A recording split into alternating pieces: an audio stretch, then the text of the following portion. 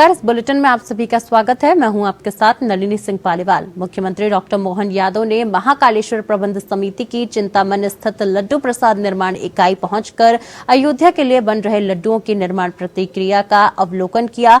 बता दें कि मुख्यमंत्री डॉक्टर यादव ने स्वयं भी लड्डू बनाए और उनकी पैकिंग भी की तथा लड्डू बना रहे कारीगरों से बातचीत भी की।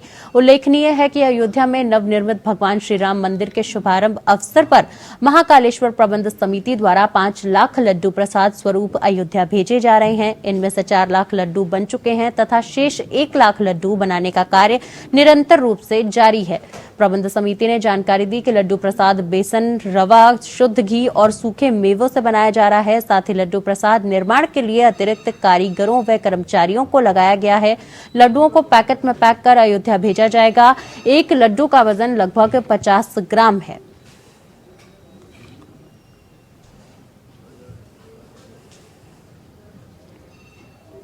निश्चित रूप से मैं स्वयं 22 तारीख को चित्रकूट में रहने वाला हूं और हम अपने प्रदेश से होकर के वो जो अद्भुत छटा निहारेंगे उसका हमारा सबका सौभाग्य होगा। मैं उम्मीद करता हूं कि ये जो सुप्रीम कोर्ट का जो निर्णय हुआ था और माननीय यशस्वी प्रधानमंत्री ने जो इतनी बड़ी तरह से वर्षों पुरानी इस बात को लंबित किया था कांग्रेस ने और अन्य लोगों ने, उसका न केवल समाधान खोजा बल्कि हिंदू मुसलमानों की एकता का इससे बड़ा उदाहरण नहीं हो सकता है जो एक तरह से 22 तारीख को हुआ है, जब हम सब जानते हैं कि 50 साल तक जो परस्पर एक दूसरे के खिलाफ मुकदमे लड़ते रहे, वैसे वो मुस्लिम बंधु अगर धर्म के इस 22 जनवरी को अयोध्या में होने वाले भगवान श्री राम की प्राण प्रतिष्ठा के निमंत्रण को अस्वीकार करने के बाद एक बार फिर कांग्रेस पार्टी विवादों में घिर गई है, जिसे लेकर अब लोक निर्माण मंत्री राकेश सिंह ने भी कांग्रेस पार्टी पर निशाना साधा है और पीसीसी चीफ जीतू पटवारी द्वारा दिए गए बयान को लेकर भी पलटवार किया है। बता दें कि राकेश सिंह ने जबलपुर में कहा कि भगवान श्री राम सभी के आस्था के केंद्र हैं और इस तरह भगवान श्री राम को लेकर राजनीति करना सही नहीं है, न्याय संगत नहीं है। साथ ही उन्होंने आगे कहा कि कांग्रेस पार्टी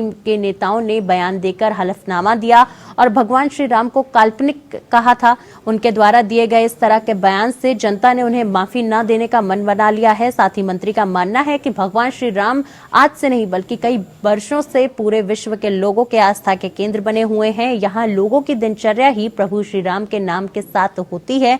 वहीं 500 वर्ष के बाद देश में एक ऐसा ऐतिहासिक पल आ रहा है जहां सभी भगवान श्री राम को उनके मंदिर में विराजमान होते हुए देखना चाहते हैं। तो वहीं कांग्रेस में पार्टी ने उनके इस निमंत्रण को स्वीकार कर किसी पार्टी का विरोध नहीं बल्कि प्रभु श्री राम का ही विरोध किया है, जिसके लिए भगवान तो क्या जनता भी उन्हें माफ नहीं करेगी।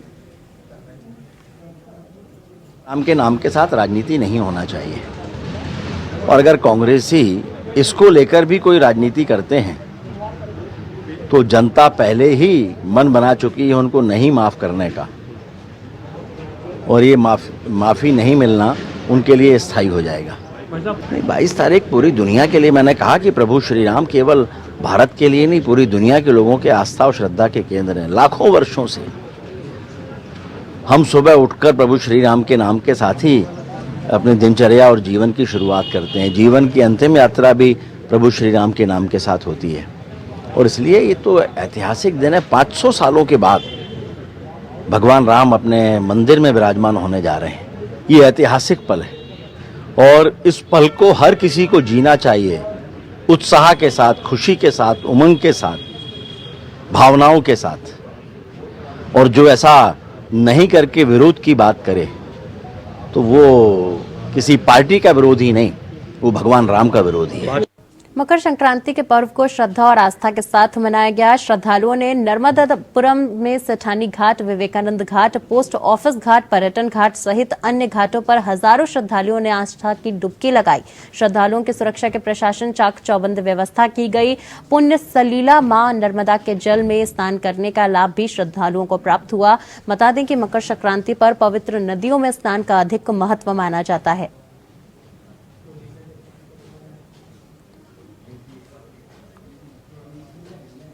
ये सभी घाटों में जो सेठानी घाट महत्वपूर्ण होता है, वहाँ पर पुलिस बल तैनात है, होमगार्ड भी तैनात है और इसके अलावा जो अन्य घाट हैं जैसे गौरी घाट है, विवेकानंद घाट है, पर्यटन घाट है, सभी जगह पुलिस व्यवस्था सुनिश्चित की गई है। बहुत महत्व है क्योंकि हमारे यहाँ तिल मकर संक्रांति के दिन जो सूर्य देवता उत्तरायण होते हैं और शुभ कार्यों के आगमन के साथ ही शुभ मुहूर्त में और नर्मदा जी का विशेष महत्व है। वैसे भी पावन नदियों में स्नान का महत्व है और हमारी नर्मदा मैया भारत की 5वीं महत्वपूर्ण नदियों में से हैं।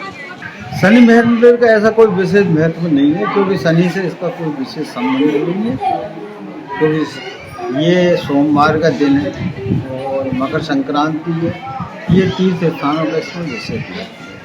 संक्रांति पर तो अभी समस्त घाटों पर श्रद्धालुओं की भीड़ लगी हुई है, जिसको मद्देनजर रखते हुए हमने हर घाट पर बोट और नए सुरक्षा उपकरणों के जवान तैनात किए हैं। सभी अपनी ड्यूटी मुस्तैदी के साथ कर रहे हैं। अभी तक किसी भी दुर्घटना की सूचना हमें प्राप्त नहीं हुई है।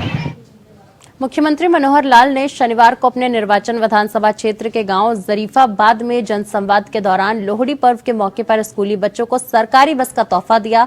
अब इन बच्चों को अपने गांव जरीफाबाद से मंजूरा स्कूल तक पैदल नहीं जाना पड़ेगा। यह सेवा स्कूली बच्चों की छुट्टियां समाप्त होने के तुरंत बाद 16 जनवरी से शुरू हो जाएंगी।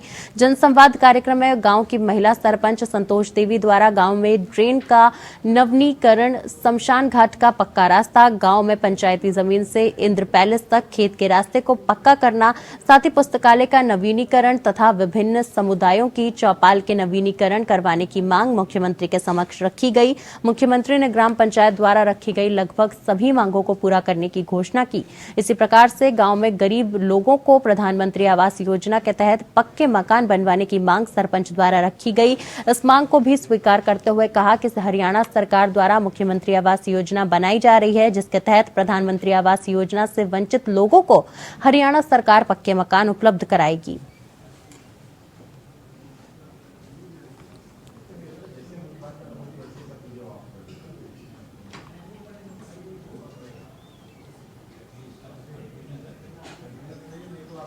तो 2024 लोकसभा और विधानसभा चुनावों को मद्देनजर झारखंड में आजसू पार्टी लगातार विस्तार कर रही है। इसी कड़ी में आजसू पार्टी कार्यालय में मिलन समारोह आयोजित किया गया। बता दें, जिसमें रांची विधानसभा क्षेत्र के सैकड़ों युवाओं ने आजसू पार्टी का दामन थामा।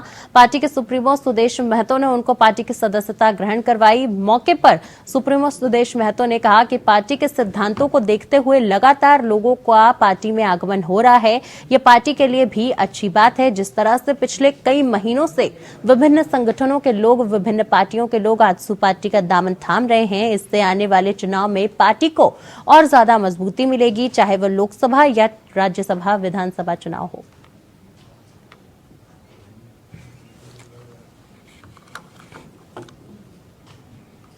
झारखंड पर्यटन विकास निगम के द्वारा रांची की कांकी डैम परिसर में मकर संक्रांति को लेकर विभिन्न कार्यक्रम किए गए। पर्यटन विभाग की निर्देशक अंजलि यादव ने दीप प्रज्वलित कर कार्यक्रम का शुभारंभ किया। निर्देशक अंजलि यादव ने पर्यटन विभाग की विभिन्न उपलब्धियों के बारे में लोगों को बताया।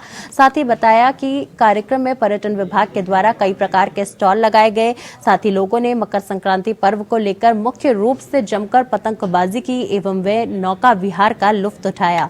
वहीं कार्यक्रम में आए लोगों ने बताया कि रांची के कांके डैम में इस तरह का आयोजन होने से लोगों में काफी खुशी है। यहाँ के रांची के उन सभी के लिए ये फ्री एंट्री वाला हम लोगों ने करा है, जिसमें बच्चों के लिए काइट मेकिंग फेस्टिवल में वर्कशॉप्स करवाई जाएंगी। प्रोफेशनल ग्रुप्स को बुलाया गया है काइट मेकिंग सिखाने के लिए लोगों को। इसके साथ साथ हम लोगों ने 5 जिले में जहाँ पे हॉट वाटर स्प्रिंग्स है, क्योंकि मकर संक्रांति पे लोगों का अपने परिवारों के साथ जाके नहाने का सुबह सुबह उद्देश्य होता है, तो उस लिए हम लोगों ने 5 विभिन्न जिलों में पाकुड़, दुमका, देवघर, धनबाद, इन सभी जगहों में हम लोगों ने वहाँ पे भी फैसिलिटीज अरेंज करवाई है टूरिस्ट के लिए, ताकि काइट मेकिंग के साथ साथ गुड़, तिल, ये सब चीज़ों का व्यवस्था भी करवाई गई है, ताकि पर्यटकों को विभिन्न सुविधाएं उपलब्ध रह सके। हम लोगों का लगातार पर्यटन विभाग के द्वारा उद्देश्य ये है कि हम लोग लगातार कुछ नए नए फेस्टिवल्स यहाँ पे आयोजन करवाएं। ये सभी फेस्टिवल्स पहली बार करवाया जा रहा है, क्योंकि न्यू ईयर फेस्टिवल भी हम लोगों ने पतरातू में करवाया था, जिसमें लोगों का बहुत अच्छा रिस्पॉन्स आया, पब्लिक का बहुत अच्छा रिस्पॉन्स आया। तो हम लोगों का उद्देश्य यही है कि विभिन्न पर्यटक स्थलों पर हम लोग कुछ नए नए फेस्टिवल्स करवाएं, ताकि लोगों को, पर्यटकों को सुविधा उपलब्ध हो सके। मनोरंजन के क्षेत्र में कुछ नई नई एक्टिविटीज उन लोगों को देखने के लिए मिले। बोकारो पुलिस को बड़ी सफलता मिली है। लोगों को चूना लगाने वाले 16 साइबर अपराधियों को पुलिस ने गिरफ्तार किया है। पुलिस को सूचना मिली थी कि बोकारो जिले के सेक्टर 12 थाना क्षेत्र के बारी कोऑपरेटिव के आसपास किराए के घरों में रहकर कुछ बाहरी लोगों के द्वारा साइबर अपराध जैसी घटनाओं को अंजाम दिया जा रहा है। सेक्टर 12 थाना प्रभारी को मिली गुप्त सूचना का सत्यापन किया गया तो पाया कि बारी कोऑपरेटिव के प्लाट नंबर 119 और मनमोहन कोऑपरेटिव के प्लाट नंबर 647 में इस तरह के कुछ संदिग्ध लड़कों को देखा गया है। इस सूचना से वरीय पदाधिकारियों को अवगत कराते हुए 14 जनवरी को थाना प्रभारी की एक टीम द्वारा छापेमारी की गई। बता दें कि छापेमारी टीम का गठन कर दोनों मकानों से छापेमारी किया गया और 16 साइबर अपराधियों को पुलिस ने गिरफ्तार कर लिया। इन लोगों के पास साइबर अपराध से संबंधित कई दस्तावेज एवं मोबाइल फोन, नकली नोट, पैम्पलेट, ऑफर लेटर समेत कई सामान को बरामद किया गया। लोगों के द्वारा कई प्रकार के अपराध यहाँ पे किए जा रहे थे, जैसे कि इंस्टाग्राम या फेसबुक में ऐड डालकर लोगों को ठगी करना कि मुद्रा लोन हम लोग देते हैं और मुद्रा लोन में अगर किसी प्रकार का वो एप्लीकेशन उसमें भरवाते हैं और उससे वो OTP प्राप्त करके या किसी प्रकार का जानकारी प्राप्त करके उनसे पैसा ठगी करते हैं। या ड्रीम 11 जो खेल के द्वारा कई तरह के आयोजन होता है उसमें से ठगी करते थे। स्क्रैच कार्ड इन लोग जनरेट किए हुए थे। स्क्रैच कार्ड में स्क्रैच कराकर जो चीज़ उनको निकलने का लुभावन देते थे कि कार निकला है या बाइक निकला है या अन्य महंगी सामग्री में निकली है, उस प्रकार से उन लोगों से छोटे छोटे अमाउंट में एक मोटा रकम इन लोग वसूली करते थे। इस प्रकार से कई सारे ठगी करने के लोग उपाय किए हुए हैं, जिन पे बहुत सारे चीज़ों का हम लोग जब्ती किए हैं। और कुछ नकली नोट जो लगभग करीब 8,000 रुपये है, जो बिल्कुल हूबहू असली नोट की तरह दिख रहे हैं और इसका उपयोग इन लोग कहीं किसी व्यक्ति को पैसा देकर उन लोगों से काम निकलवाने के लिए भी करते थे। खबर छत्तीसगढ़ से है, जहां मुख्यमंत्री विष्णुदेव साय ने आज बलरामपुर रामानुजगंज जिले में तातापानी स्थित तपेश्वर महादेव मंदिर में पूजा अर्चना कर प्रदेशवासियों की समृद्धि और खुशहाली की आशीर्वाद मांगा। श्री साय आज मकर संक्रांति पर्व तातापानी महोत्सव के शुभारंभ अवसर पर तातापानी पहुंचे थे। मुख्यमंत्री साय ने तपेश्वर महादेव पर जल का अर्घ देकर तपेश्वर महादेव के विशाल प्रतिमा पर पुष्प अर्पित कर उन्हें नमन किया।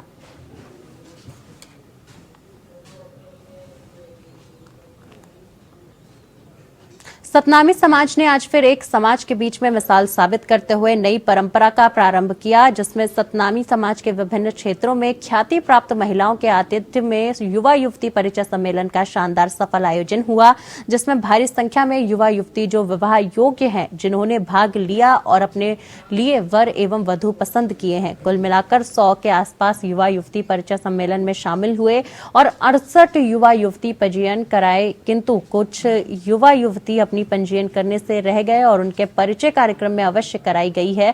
युवा युवती परिचय सम्मेलन 10 बजे से प्रारंभ हो गया था, पर देर से प्रतिभागी कार्यक्रम स्थल पहुंचे। उसके बाद भारी भीड़ उमड़ पड़ी। आपको बताया जाए कि आयोजक दल के प्रमुख विजय धतलहरे ने बताया कि सतनामी समाज के द्वारा ये कार्यक्रम लंबे अंतराल के बाद कराया गया, जिसमें समाज एक नई परंपरा की शुरुआत किया है, क्योंकि अब तक कोई भी आयोजन में पुरुष प्रधान मुख्य अतिथि के रूप में विराजमान होते रहे हैं, किंतु सतनामी समाज के युवा युवती परिचय सम्मेलन में इस बार महिलाओं को महत्वपूर्ण स्थान देते हुए मुख्य अतिथि के रूप में विराजमान समाज के द्वारा कराया गया।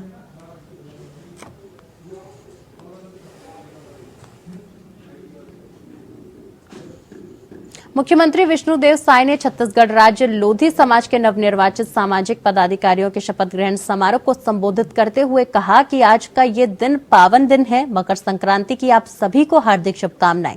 समाज की कर्मठता के कारण लोधी समाज आगे बढ़ रहा है। लोधी समाज का देश की आजादी में बहुत बड़ा योगदान रहा है। आपने हम पर विश्वास जताया, हम मोदी की गारंटी को पूरा करने की दिशा में कार्य कर रहे हैं। साथ ही बता दें कि राज्य सरकार ने प्रधानमंत्री आवास योजना के तहत 18 लाख आवास स्वीकृत करने का निर्णय लिया है।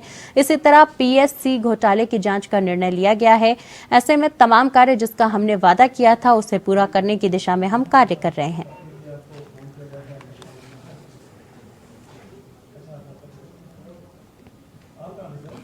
कृषि मंत्री रामविचार नेताम ने राजधानी रायपुर स्थित नेहरू उद्यान में आयोजित 3 दिवसीय फल फूल और सब्जी प्रदर्शनी प्रतियोगिता का शुभारंभ किया। उन्होंने इस मौके पर कहा कि फूलों की खेती सहित अन्य नवीन तकनीकी फसलों के उत्पादन में उत्कृष्ट कार्य करने वाले किसानों को सम्मानित किया जाएगा। राज्य के अलग अलग जिलों के प्रमुख लाभकारी और प्रमुख फसलों को चिन्हांकित कर बढ़ावा दिया जाएगा। आपको बता दें कि मंत्री नेताम ने इस मौके पर फल फूल और सब्जी प्रदर्शनी के विजेता प्रतिभागियों को प्रस्तुत पत्र देकर सम्मानित किया। मंत्री नेताम ने कहा कि छत्तीसगढ़ प्रदेश पहले फल फूल और सब्जी के लिए दूसरे राज्यों पर आश्रित रहते हैं, लेकिन राज्य के किसानों के पश्चिम और नए तकनीक से आज छत्तीसगढ़ में सब्जी भाजी सहित अन्य फसलों की भरपूर उत्पादन हो रहा है, जिससे उद्यानिक सहित अन्य फसलों में छत्तीसगढ़ को एक नई पहचान मिली है। बता दें कि वर्तमान में यहाँ की फल फूल और सब्जियां देश के अन्य राज्यों सहित विदेशों में भी निर्यात की जा रही हैं।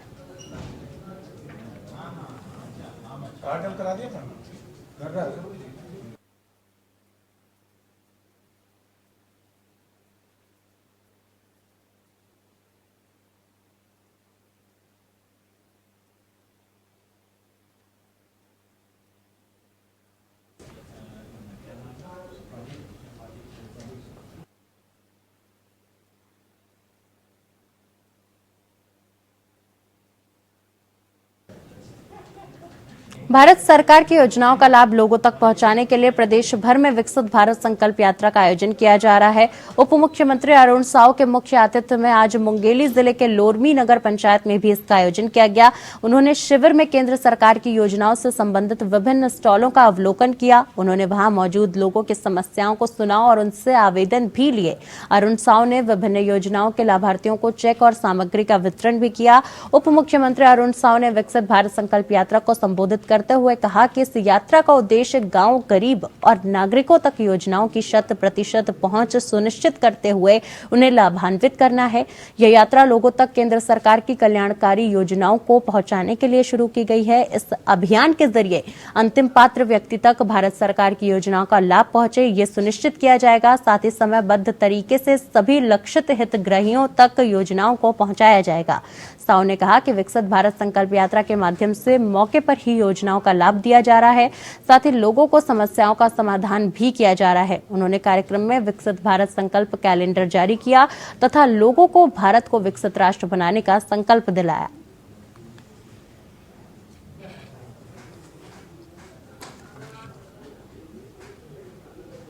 प्रधानमंत्री नरेंद्र मोदी के द्वारा अयोध्या में भव्य श्री रामलाल जी की प्राण प्रतिष्ठा के पूर्व भारत के सभी मंदिरों में श्रमदान किए जाने के आह्वान पर रायपुर लोकसभा अंतर्गत आरंभ विधानसभा के चंदखुरी के कौशल्या माता मंदिर में रायपुर लोकसभा सांसद सुनील सोनी द्वारा श्रमदान कर सफाई की शुरुआत की गई। सांसद सोनी ने अपने संबोधन में कहा कि ये भगवान राम जी का ननिहाल है और 22 जनवरी को प्राण प्रतिष्ठा को लेकर पूरे देश में बेहद उत्साह है। विशेषकर छत्तीसगढ़ के सभी राम भक्तों ने आज राम जी के ननिहाल के विभिन्न मंदिरों में अपना अपना श्रमदान किया। इस अवसर पर आरंभ विधायक खुशवंत गुरु, जिला पंचायत सदस्य ललिता वर्मा, के वर्मा, मंडल अध्यक्ष मंदिर हसौद, वरिष्ठ भाजपा नेता शोभाराम यादव, प्रतीक बैस, उदय वर्मा, राजकुमारी वर्मा सहित अनेक भाजपा कार्यकर्ता व गणमान्य नागरिक करण उपस्थित रहे।